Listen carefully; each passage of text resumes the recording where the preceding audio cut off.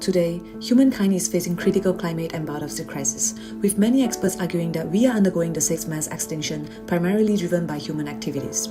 Between 1970 and 2020, global wildlife populations decreased by an average of 73%, signaling a major global ecological collapse. Recognizing this urgency, the 30 by 30 project emerged from the Kunming-Montreal Global Biodiversity Framework in December 2022, aiming to conserve at least 30% of terrestrial land, inland water, and marine areas by 2030. In the attempt to concert funding and conservation efforts, researchers have identified 36 critical biodiversity hotspots that require urgent protection. Strikingly, many of these areas overlap with lands customarily managed by Indigenous peoples and local communities. Despite making up only 6.2% of human population, Indigenous people and local communities manage nearly half of the world's intact forests, and their territories intersect with over 40% of key biodiversity areas. Studies have consistently shown that deforestation rates are significantly lower on communities' managed lands.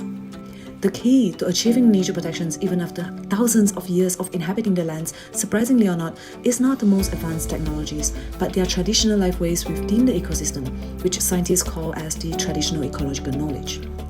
Traditional ecological knowledge is a time-tested yet continuously evolving body of knowledge, practices, and beliefs about the relationships of living beings in an ecosystem where the communities have established a long history of dependence on. Acquired over hundreds and thousands of years, this knowledge guides sustainable activities like agriculture, hunting, and forest management. Once dismissed as anecdotal, traditional ecological knowledge is now proven to be reliable and is incorporated into modern conservation efforts.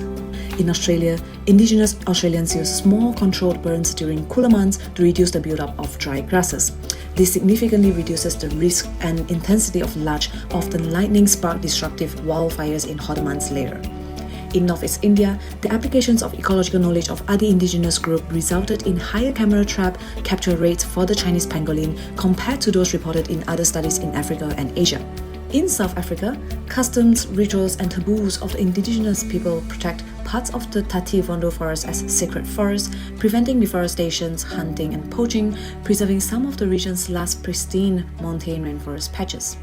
Not only that, a 2025 study in the tropical Andes found that the functional diversity for birds and mammals was higher in community-managed reserves than in other protected areas, suggesting that the inclusions of traditional stewardship practices leads to better ecological outcomes.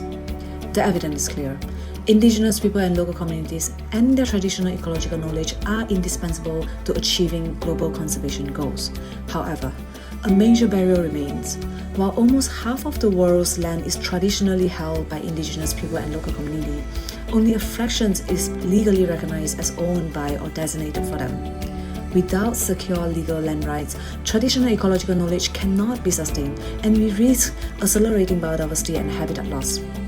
In this ever so critical time, empowering Indigenous people and local community and leveraging traditional ecological knowledge is not just an equitable choice, it is likely our most effective path to restoring the Earth's health and our relationships with it.